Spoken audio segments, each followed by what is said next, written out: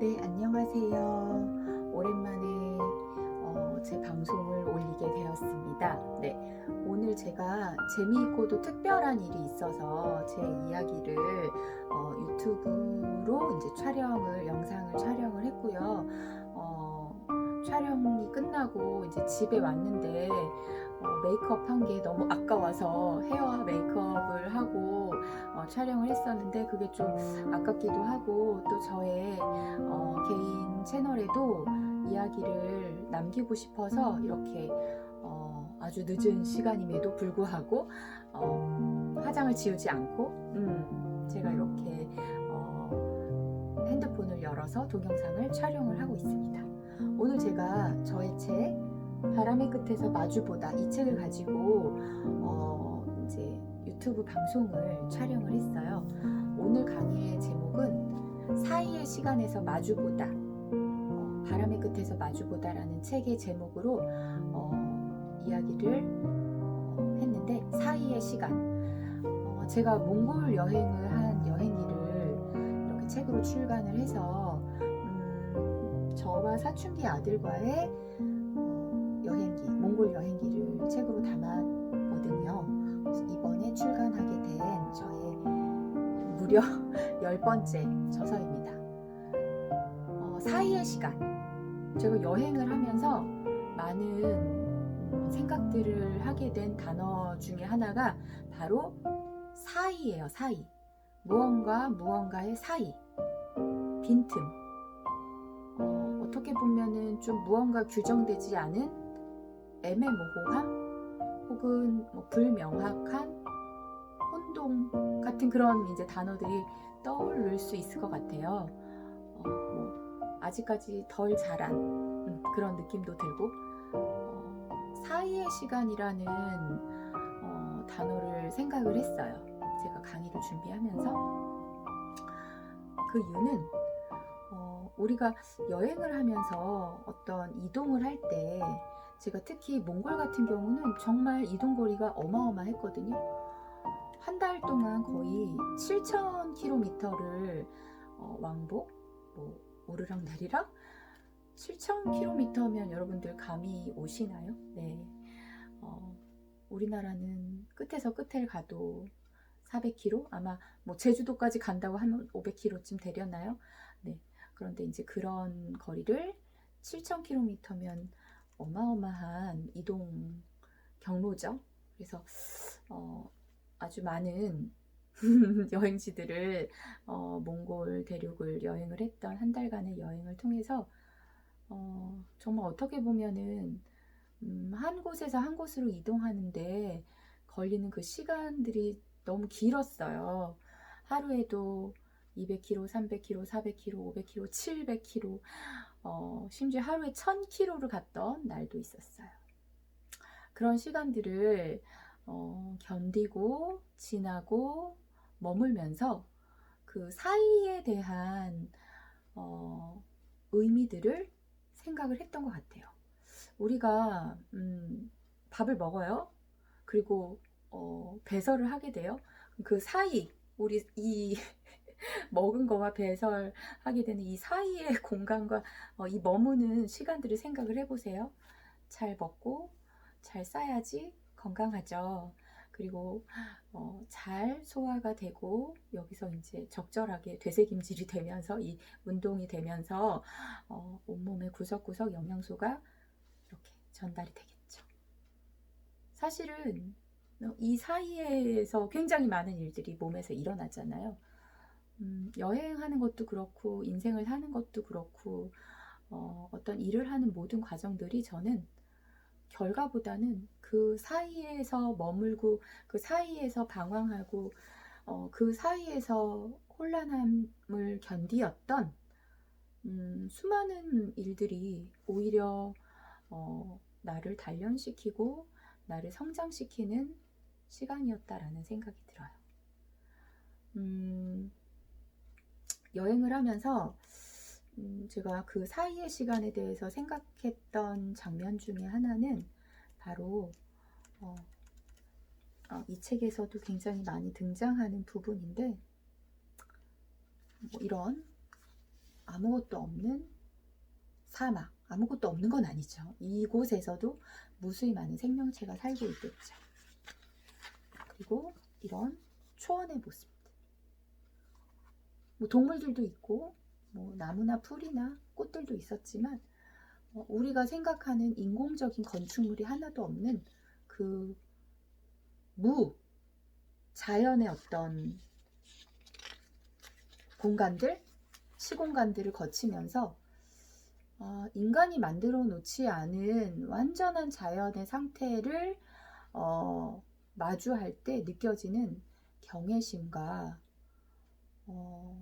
그냥 그 앞에서 끝도 없는 그 자연을 바라보면서, 초원을 바라보면서 차를 타고 이동하는 그 힘든 여정 속에서 내가 한없이 작고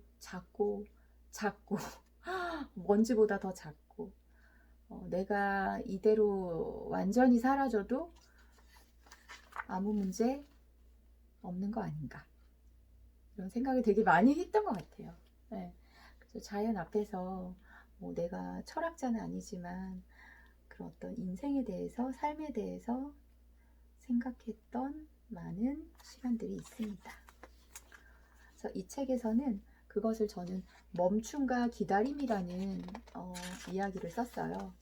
멈춤과 기다림. 대부분의 여행의 경로들을 보면 기다리고 멈추고, 그것이 전부인 것 같아요. 가려고 하면 또 멈추어야 되고, 그리고 어딘가로 이동하기 위해서는 기다려야 하는 시간들이 너무 길어요. 근데 우리가 살아가는 모든 과정들도 기다림의 순간들을 어떻게 보내느냐에 따라 완전히 다른 인생의 결과를 마주할 때가 있죠. 그래서 저는 이 책에서 그 사이의 시간에 대한 멈춤과 기다림, 그리고 어떻게 보면 불명확하고 혼란스럽고 규정되지 않은 그 알 수 없음의 순간들이 저에게 너무 큰 영감과 가슴의 감동, 의미들을 되새기게 하는 시간이었던 것 같아요. 저는 여행을 통해서 사이의 시간을 견디는 법을 나름 훈련하지 않았을까. 아이와 함께 여행을 했잖아요. 지금은 16살이 된 중학생 아이, 당시는 14살 중학교 1학년이었고 저희 아이가 다시는 엄마랑 여행 가기 싫다 그 이야기를 하면서 진짜 여행에서 제 욕을 너무 많이 했어요. 저는 여행을 하면서 저희 아이와 하루에도 12번씩 싸우고 혹은 화해하고 다시 한 팀이 되어서 이 여정을 우리 같이 잘해보자 파이팅 했다가도 또 죽을 만큼 싸웠다가도 감정이 정말 뭐 소위 말하는 미친년 널뛰기 한다고 해야 되나요? 그렇게 오르락 내리락 하는 그 감정을 하루하루, 여행을 하는 그 하루하루 마주하는 거죠. 도대체 싸우려고 왔나 싶을 정도로 이 책에도 있습니다. 우리는 싸우려고 온 것일까? 뭐 이런 챕터였는데요. 사춘기 아이와 여행하는 건 쉽지 않았어요. 아이에게 뭔가 내가 비위를 맞춰줘야 되는데 그러다가 울컥울컥 올라오기도 하고 뭐 대화가 뭐 항상 술술 잘 통하는 건 아니었잖아요. 그런데 재미있었던 건 힘든 일을 겪으면 겪을수록 이 아이와 나의 우정이 견고해진다라는 걸 느꼈거든요. 예를 들어서 이거 좀 더러운 이야기이긴 하지만 초원을 이렇게 여행을 하다 보면 당연히 몽골은 고속도로 휴게소도 없고 가게도 없고 식당도 안 나오고, 그런데 그곳에서 이제 뭐 볼일을 봐야 되잖아요. 우리가 이제 생리적인 문제를 해결해야 되는데 당연히 이제 저는 저를 보호해줄 아들이 엄마가 지금 볼일을 보고 싶어. 그런데 너가 같이 가서 엄마를 지켜줬으면 좋겠어. 그렇게 해서 저희 아이가 우산이나 양산을 들고 같이 가서 뭐 저를 이렇게 뭐야 가려준다거나. 그때는 우산이 없었구나. 우산이 없어서 돗자리인가 이렇게 뭐 천 같은 게 있었어요. 그래서 그거를 저희 아이가 이렇게 들고 저를 가려 주었기 때문에 어, 제가 이제 초원에서 대자연의 화장실에서 무사히 일을 마칠 수가 있었습니다. 그런 서로를 돕고 돕는 관계, 우리가 함께 해야 살 수 있다. 그런 이제 막 동지애가 불타오르는 순간들도 있었죠. 그러다가도 뭐 길 가다가 갑자기 뭐 감정이 안 좋아져서 싸워서 뭐 너랑 나랑 끝인 것처럼 어, 너는 절로 가, 엄만 일로 갈게. 그러다가 뭐 도시를 헤매다가 얘가 사라져서 도대체 핸드폰도 없는데 얘가 어딜 간 거야? 그렇게 돌고 돌다가 다시 제가 있는 곳으로 아이가 찾아와주고 뭐 이런 순간들도 있었어요. 그리고 저희가 머물렀던 이제 게스트하우스, 이제 울란바토르 시내에서는 아파트형 이제 숙소에서 게스트하우스에서 묵었는데 거기가 도심 외곽에 있는 아주 허름한 아파트였거든요. 그런데 몽골은 우리나라처럼 이제 비가 왔을 때 배수로가 잘 이렇게 배수가 잘 안 되고 하수구가 아직까지는 잘 성능이 좋지 않다고 해야 되나? 이렇게 막 물이 막 넘치는 거예요. 네, 홍수가 나면 큰일 나요. 그런데 길이 완전히 홍수가 물바다가 되고 저희가 그날 뭐 여행을 떠나야 되는데 차를 타러 이렇게 어디 터미널이나 버스 정거장을 가야 되잖아요. 그 집에서 정거장까지 가는 그 험난한 길. 그냥 걸으면은 한 5분, 10분밖에, 뭐 10분? 그 정도밖에 안 걸리는 거리인데, 가방을 메고, 트렁크를 끌고, 그 물바다를 건너야 되는데, 뭐 결국은 뭐 빠진 건 아니지만, 신발이 다 젖고, 또 이제 거기 철버덕 완전 흙탕물이 된 그곳을, 트렁크를 이렇게 뭐 들고, 아무튼, 그 물을 막, 뛰어 넘어가면서, 저희가 무사히 버스를 타러 갔던 뭐 그런 일이 있기도 하고, 어, 뭐 택시를 탔는데 택시 기사가 택시 요금을 바가지를 씌우려고 하는데 오히려 저희 아들이 뭐 요금이 너무 많이 나와서 뭐 자기가 막 오히려 더 화를 내면서 아저씨한테 적절한 돈을 던져주고 엄마 빨리 나와 뭐 이러면서 저를 또 이렇게 위로해주고 같이 막 싸워주고 그런 모습을 보면서 내 편은 바로 이 타향살이에서 내 편은 바로 너밖에 없구나 이런 것을 느꼈던 시간이 한 달간의 몽골 여행이었던 것 같아요. 그래서 제가 오늘 바람의 끝에서 마주보다 이 책을 가지고 유튜브 영상을 촬영을 하고 왔다는 이야기를 드리고 싶었어요.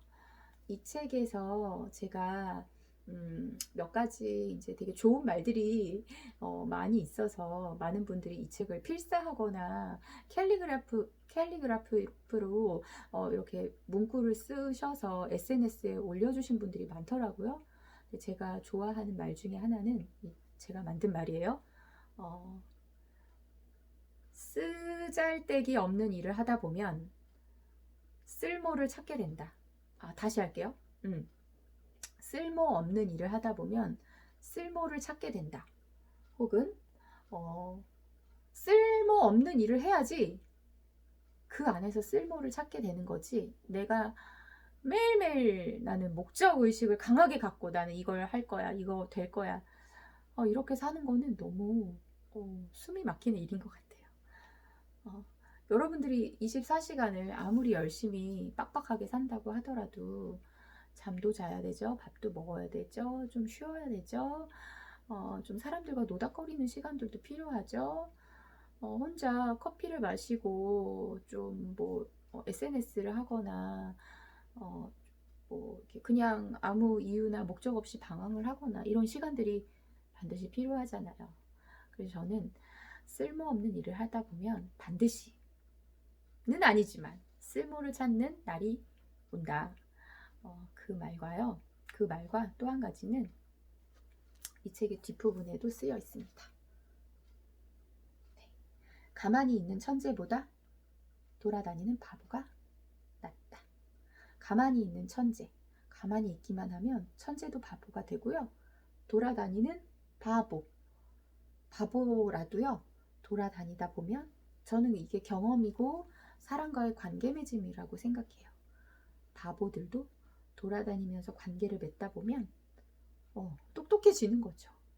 저는 제가 끊임없이 경험하고 돌아다니고 만나고 정말 그 상황에서 제가 무엇을 해야 할까를 고민하고 문제를 해결하는 방식을 찾아가면서 제가 나름 똑똑해지고 있다고 생각을 하거든요.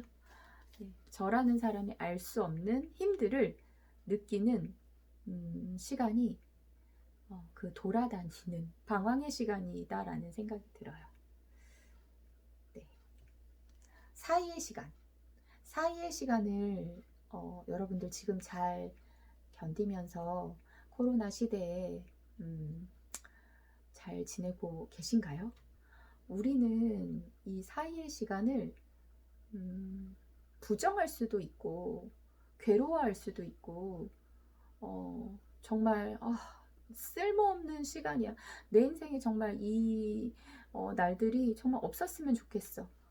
생각되는 날들도 분명 있지만 그 사이의 시간을 묵묵히 참고 견디고 혹은 어쩔 수 없이 받아들여야 할 순간들도 있죠.